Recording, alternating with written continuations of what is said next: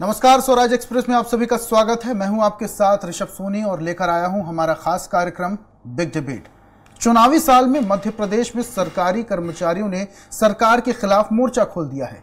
अपनी मांगों को लेकर कई विभाग के कर्मचारी संगठन सरकार की सिरदर्दी बढ़ाने में लगे हुए हैं। इस पर हम ज्यादा चर्चा करेंगे, लेकिन उससे पहले देख लेते हैं एक रिपोर्ट।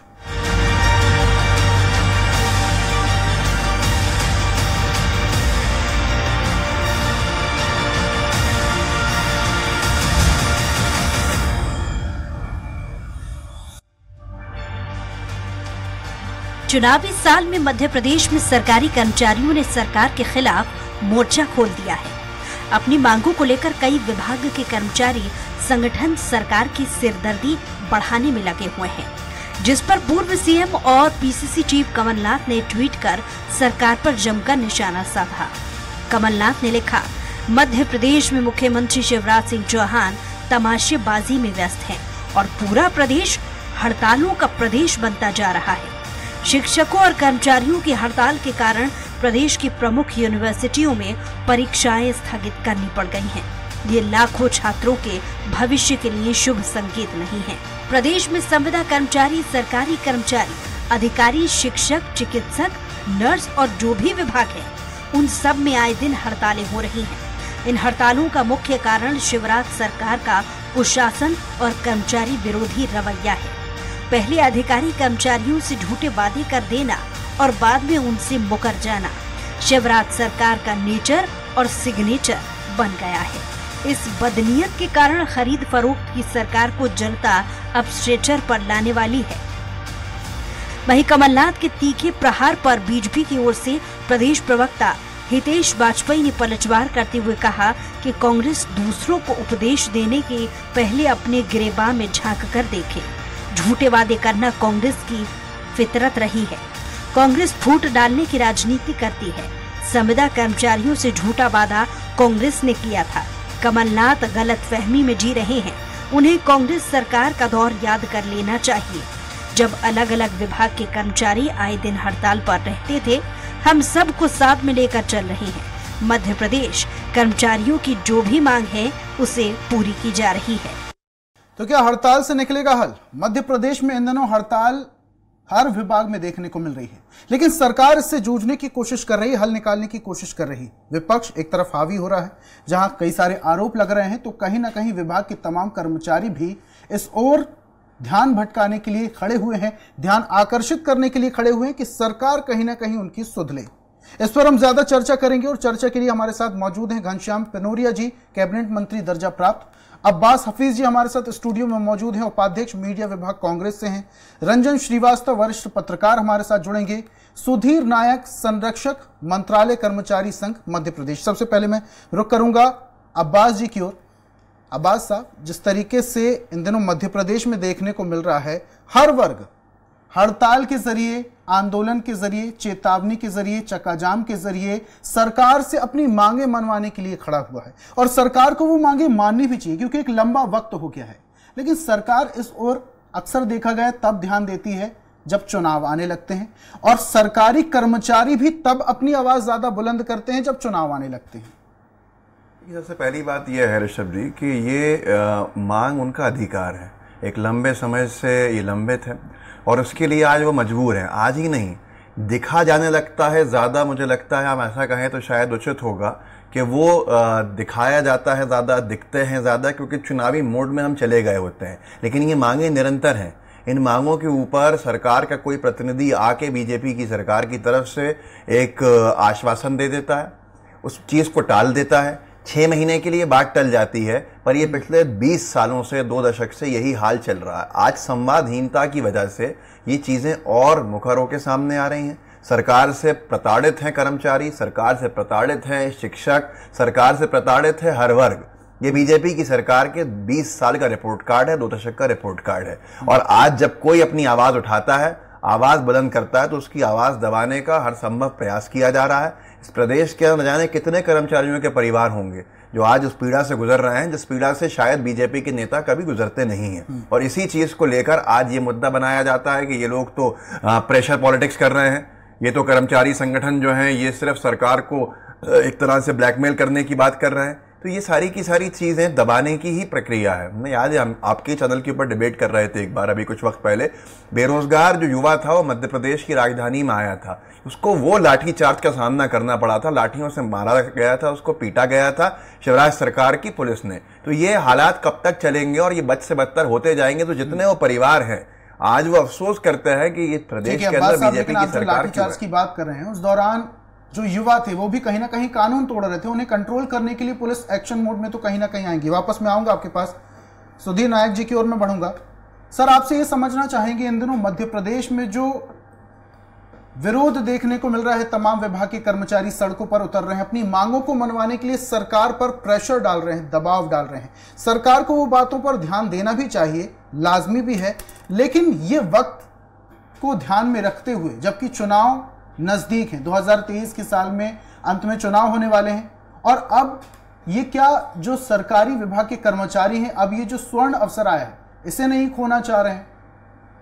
देखिए, इसमें स्वर्ण अवसर वाली बात नहीं है। कर्मचारी तो हमेशा अपनी मांग उठाता है, लेकिन कर्मचारी को भी अब ये लगने लगता है कि हमारी बात जब चुनाव नजदीक आता है तभी सुनी जाती है। कुछ सालों से, कुछ चुनावों से ये परंपरा बन गई थी, लेकिन इस बार हम एक बड़ा अनोखा ट्रेंड देख रहे हैं कि चुनाव नजदीक होने के बाद भी नहीं सुनी जा रही। इसके पहले कम से कम ये होता था कि चुनावी वर्ष में तो कम से कम बात सुनी जाती थी। आज की स्थिति में सरकार और कर्मचारियों के बीच के जो मामले हैं उनको तय करने के लिए 4 वैधानिक संस्थाएं हैं, लेकिन चारों वैधानिक संस्थाएं कोई काम नहीं कर रही हैं, इसलिए कर्मचारियों को आंदोलन का रुख करना पड़ रहा है। देखिए, समस्या का समाधान हमेशा वार्ता से निकलता है, बिल्कुल, और हड़ताल और आंदोलन भी इसीलिए ही किए जाते हैं कि हमसे वार्ता कर लो। माने उसके पीछे हर कर्मचारी संगठन का जो उद्देश्य होता है वो सिर्फ ये होता है कि वो नारेबाजी करके, धरना दे करके, हड़ताल करके ये शासन से कहते हैं कि साहब हमारी बात सुन लीजिए। और अगर वो बात बगैर आंदोलन के ही सुन ली जाए और या कोई ऐसी संस्था निरंतर काम करती है, निरंतर सुनती है, तो शायद इतना भयावह रूप, इतना व्यापक रूप नहीं आ पाएगा। तो मैं जैसे बता रहा हूं आपको कि 4 वैधानिक संस्थाएं, एक परामर्शदात्री समिति की बैठकें होना जरूरी है, ये खुद शासन का नियम है। माने तहसील स्तर से लेकर के राज्य मंत्रालय के स्तर तक परामर्शदात्री समितियों की एक सुनिश्चित नेटवर्क बना हुआ, लेकिन वो कभी नहीं होती। मंत्रालय में 2012 से नहीं हुई। मैं उस अंतिम बैठक में मैं स्वयं उपस्थित था, 2012 के बाद से मंत्रालय में ही बैठक नहीं हुई। तो जो परामर्शदात्री समितियों की बैठकों से बहुत सारे हल निकल सकते थे, वो नहीं हो रहे हैं। राज्य की मुकदमा नीति जब बनाई गई थी तो उसमें यह प्रावधान किया गया था कि हर कार्यालय में एक आंतरिक परिवाद समिति गठित होगी जो कर्मचारियों के परिवाद सुनेगी। तो पूरे मध्य प्रदेश में वो समितियां गठित ही नहीं हुई हैं, और जहां गठित हुई हैं उनकी कोई बैठकें होती नहीं। मंत्रालय में भी वो निष्क्रिय पड़ी हुई है। ये 2 वैधानिक संस्थाएं हो गई। तीसरी वैधानिक संस्था है, इस समय सरकार ने कर्मचारी आयोग बना रखा है और उसका दिसंबर तक उसका टाइम पीरियड भी एक्सटेंड कर दिया। पर आपको सुनकर के बड़ी बात अजीब लगेगी कि उसका नाम कर्मचारी आयोग है, लेकिन उसने कर्मचारी संगठनों से वार्ता ही नहीं की। उनने पहला नियम यही बनाया कि हम किसी संगठन से बात नहीं करेंगे। माने जिनके लिए वो आयोग बना है उसी से वो आयोग बात नहीं कर रहा। वो कह रहा सरकार के द्वारा जो चीजें हमें भेजी जाएंगी हम तो उन पर विचार करेंगे। और चौथी एक ठीक है, लेकिन सुधीर जी, आपसे ये भी समझना चाहेंगे, सभी वर्गों को, सभी कर्मचारियों को संतुष्ट भी तो नहीं किया जा सकता। ऐसा नहीं कि सरकार बिल्कुल भी काम नहीं कर रही। और उसके बाद सीधा मैं रुख करूंगा घनश्याम जी का। घनश्याम जी, इन दिनों देखने को मिल रहा है मध्य प्रदेश में तमाम विभागों के कर्मचारी सड़कों पर हैं, लामबंद हो गए, हड़तालें चल रही हैं, तमाम तरीके की रिपोर्ट्स बता रहा हूं मैं। मई 2023 की अगर मैं बात करूं तो सरकारी डॉक्टर भी हड़ताल पर चले गए थे, बहुत ज्यादा उस समय भी दिक्कत हुई थी मरीजों को और उनके परिजनों को। मार्च की मैं बात करूं, तहसीलदार भी हड़ताल पर चले गए थे। अब अगर मैं बात करूं शिक्षकों और कर्मचारियों की, कहीं ना कहीं यहां पर छात्रों के भविष्य का भी सवाल है। सरकार कर क्या रही है आखिर? लंबा वक्त हो गया है बीजेपी सरकार को यहां पर प्रदेश में राज करते हुए, लेकिन अगर ऐसी स्थितियां बन रही हैं कि युवाओं को, कर्मचारियों को सड़कों पर उतरकर अपनी मांगों को मनवाने के लिए सरकार पर दबाव डालना पड़ रहा है, तो सरकार को भी तो विचार करना चाहिए।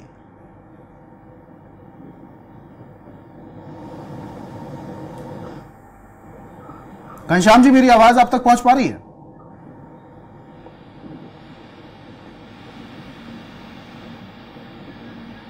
लगता है घनश्याम जी तक हमारी आवाज नहीं जा रही, कोई तकनीकी समस्या। वरिष्ठ पत्रकार भी हमारे साथ जुड़े हुए हैं, रंजन जी। रंजन जी, मध्य प्रदेश में इन दिनों देखने को मिल रहा है हड़तालें बहुत ज्यादा हो रही हैं, हर विभाग के कर्मचारी सड़कों पर उतर रहे हैं। अभी शिक्षक कर्मचारियों की अगर मैं बात करूं तो वो भी अपना विरोध प्रदर्शन कर रहे हैं, सरकार से लंबे वक्त से मांगे कर रहे हैं, सरकार पर दबाव बनाने की कोशिश कर रहे हैं। क्या लगता है आपको कि ये जो मांगे हैं जायज हैं, पहले ही सरकार को मान लेनी चाहिए थी, या फिर अब जो कर्मचारी और शिक्षक दबाव बना रहे हैं ये देखते हुए कि 2023 में चुनाव है, सरकार कहीं ना कोई एक्शन तो लेगी?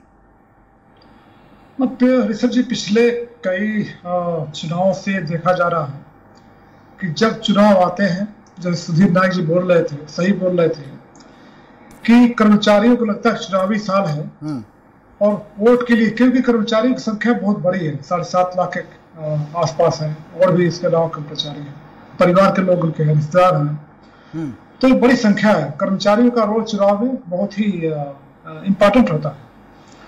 तो उनको लगता है कि यही समय है कि जब अपनी डिमांड पूरी करवा सकते हैं धरना आंदोलन से। पिछले 4 साल में सुनी नहीं गई है, नंबर 1। नंबर 2, जो डिमांड कर्मचारियों की है वो है क्या? क्योंकि अगर गवर्नमेंट खुद बोल रही है कि हम डीए बढ़ाएंगे और डीए टाइम पे नहीं बढ़ रहा है, तो कर्मचारी गलती तो है नहीं। जो वेतन आयोग है वो सरकार बनाती है, आप उसको वेतन आयोग का एक प्रॉमिस करते हैं, तो अगर वो जो प्रॉमिस्ड वेतन नहीं दे पा रहे हैं तो गलती कर्मचारी को है नहीं। बहुत से पद खाली पड़े, सरकार का फंड नहीं है, ये अपनी जगह जस्टिफाइड हो सकता है कि कोरोना के बाद स्थिति खराब हुई है हर सरकारों की। और अगर आप देखेंगे जो पेंशन में दिक्कतें आ रही हैं, पेंशन में आप एक चीज बताना चाहूंगा आपको कि जो सेंटर का है और जो स्टेट का है करीब 9% का अंतर है, जो महंगाई राहत की बात हो रही है। सरकार का वादा है कर्मचारियों से कि जो केंद्र का जो महंगाई भत्ता, महंगाई राहत ऐसे देंगे, तो अगर प्रॉमिस जो आप नहीं कर पा रहे हैं तो कर्मचारी सड़क पे आएंगे। ये अलग बात है कि युद्ध की संकट है, कोरोना का दिक्कत है, कई दिक्कत है, लेकिन कर्मचारी की बात को नाजायज नहीं ठहराया जा सकता, मुझे ऐसा लगता है। ठीक है, आऊंगा आपके पास वापस से रंजन जी। घनश्याम जी, मेरी आवाज आप तक पहुंच पा रही है? ठीक है घनश्याम जी, मेरा सवाल यह था, मध्य प्रदेश में इन दिनों जो सरकारी कर्मचारी हैं लामबंद हो गए, लंबे वक्त से अपनी मांगों को लेकर सरकार से बातचीत कर रहे हैं, लेकिन मांगे पूरी नहीं हो रही। अब जब 2023 चुनाव का वक्त है, अब ये कर्मचारी भी लामबंद हो गए, सड़कों पर उतर रहे हैं। इससे कहीं ना कहीं बहुत सारी चीजें प्रभावित हो रही हैं। मई 2023 की मैं बात कर रहा हूं, सरकारी डॉक्टर हड़ताल पर गए, मरीज परेशान हुए, उनके परिजन परेशान हुए। मार्च में तहसीलदार हड़ताल पर गए, शासकीय कामकाज पूरी तरीके से ठप हो गया। अब शिक्षक और कर्मचारी हड़ताल पर हैं। कहीं ना कहीं जो छात्रों का भविष्य है अधर में लटका हुआ है। सरकार को इस ओर ध्यान देना चाहिए। तो देखिए, सरकार ध्यान देती है और ध्यान दे भी रही है। मैं निवेदन करना चाहता हूँ, अभी हमारे कांग्रेस के बंधु कह रहे थे, तो ये कर्मचारियों को सम्मान देने का काम ये केवल भारतीय जनता पार्टी सरकारों में ही हुआ है। कांग्रेस ने तो कर्मी बना रखे थे, कर्मी, शिक्षा कर्मी, फलाने कर्मी। भारतीय जनता पार्टी ने नहीं किया। इनके जमाने में पूछो कितनी तनख्वाह मिलती थी, शिक्षा कर्मी बनाई जब उन लोगों ने, और आज हम कितनी तनख्वाह दे रहे हैं। ये कहना असल गलत है। कांग्रेस का बयानबाजी है। कांग्रेस केवल आरोप लगाने का काम करती है और झूठे वादे करने का काम करती है। झूठे वादे कर करके केवल जो शब्दबाग दिखाना ये कांग्रेस का काम है, उससे जनता उनको नकारती है और आने वाले समय में जनता नकारेगी। कर्मचारी तो हमेशा भारतीय जनता पार्टी की रीति नीतियों से, उनकी भाजपा की सरकारों की रीति नीतियों के साथ में खड़ा रहता है। माफ कीजिएगा घनश्याम जी, आपको बीच में रोक रहा हूं, लेकिन उतना कल्याण कभी कांग्रेस के जमाने में नहीं हुआ। आप देखिए, कांग्रेस की सरकारें रही तो क्या क्या हालत थी कर्मचारियों की। ठीक है, लेकिन घनश्याम जी, कांग्रेस की तरफ से तो ये भी बातचीत सामने आ रही है कि मुख्यमंत्री जी ने सत्ता में आने से पहले बहुत सारे दावे और वादे कर दिए, सत्ता में जैसी है अपनी बातों से मुकर गए। इसी को लेकर अब विवाद फसाद हो रहा है।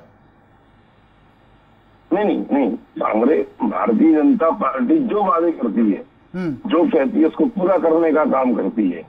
कांग्रेस ने भी तो वादे किए थे, हम 2 लाख। ठीक है घनश्याम जी, लेकिन मध्य प्रदेश को आप ही शांति का टापू कह रहे हैं।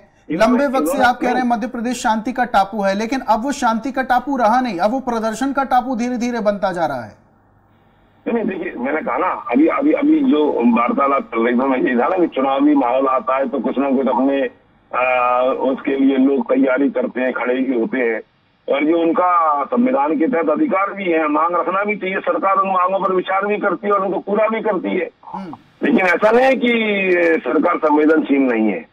हमारे माननीय मुख्यमंत्री जी सबको, प्रधानमंत्री जी का जो घोषणा, सबका साथ सबका विकास सबका कल्याण, ये करती है। कर्मचारियों के कल्याण के लिए हमारी सरकार काम करेगी। ठीक है घनश्याम जी, आपके पास वापस से आऊंगा। अब्बास जी, पूरी बात आपने घनश्याम जी की सुनी। सरकार इस ओर ध्यान भी देती है, कर्मचारियों की सुनती भी है और उन पर बातचीत करने के बाद अमल भी करती है बातों पर। घनश्याम जी बीजेपी के नेता हैं और विधायक भी रहे हैं, सदन का भी तजुर्बा है इनको, तो ये अच्छे से जानते हैं कि इनकी सरकार ने कितना काम किया और कितना नहीं किया। लेकिन ये मजबूर हैं आज बताने के लिए, सरकार का पक्ष रखने के लिए, क्योंकि ये इनका काम है। आज अगर काम किया होता तो क्या ये हर एक वर्ग सड़कों पर होता? क्या हर एक वर्ग इतना बेकार है, उसके पास इतना समय है ज़्यादा कि वो अपने समस्याओं को और बढ़ाने में लगा हुआ है, संघर्ष करने में लगा हुआ है? ये तो कोई राजनीति से प्रेरित लोग नहीं हैं, ये तो राजनेता भी नहीं है, ये तो राजनीतिक परिवारों से भी नहीं है। अपने अधिकारों की लड़ाई लड़ने के लिए सड़क पर उतरने को मजबूर इसलिए हुए हैं क्योंकि आज इस महंगाई के दौर में इनके लिए घर चलाना मुश्किल हो चुका है। लेकिन इस बात को संवेदनशीलता से सुनने की जरूरत थी। इन्होंने संवादहीनता के रास्ते बंद खोल दिए और संवाद जो होना था उसके रास्ते बंद कर दिए। सुनिए, कमलनाथ जी कहते हैं, माननीय मैं यही कह रहा हूँ, कमलनाथ जी कहते हैं, सुनिए तो कमलनाथ जी कहते हैं कि आज चर्चा कीजिए कम से कम। जब कमलनाथ जी मुख्यमंत्री बने, हम लोगों को आज ज्यादा पुरानी बात नहीं है। नूरिया जी, ना मैं बोल पाऊंगा ना आप बोल पाएंगे, अपने समय पे आप बोल लीजिए, समय बोल लूंगा। मैं आपको धैर्य से सुन रहा था, आप भी सुन लीजिए, फिर आप जवाब दे दीजिएगा। कमलनाथ जी कहते हैं, और कमलनाथ जी ने इसको करके भी दिखाया था, कम से कम सुनो, उनकी पीड़ा को सुनो, उनकी पीड़ा के समाधान के रास्ते निकालने की कोशिश करो। ये सुनेंगे नहीं तो वो अपनी पीड़ा सुनाएंगे कहां पर और उनके रास्ते कहां से निकलेंगे? तो ये इतने बड़ी संख्या का जो कर्मचारी संगठनों के कर्मचारियों के परिवार हैं, वो आज उस पीड़ा से गुजर रहा है। हमने ओल्ड पेंशन स्कीम का वादा किया है इनसे, और ओल्ड पेंशन स्कीम तक लागू करने की बात सुनने को तैयार नहीं है। लेकिन अब्बास साहब, बहुत सारे ऐसे वादे हैं जब कांग्रेस पार्टी की सरकार थी तब कर्मचारियों से किए गए थे, अब कांग्रेस की सरकार तो रही नहीं।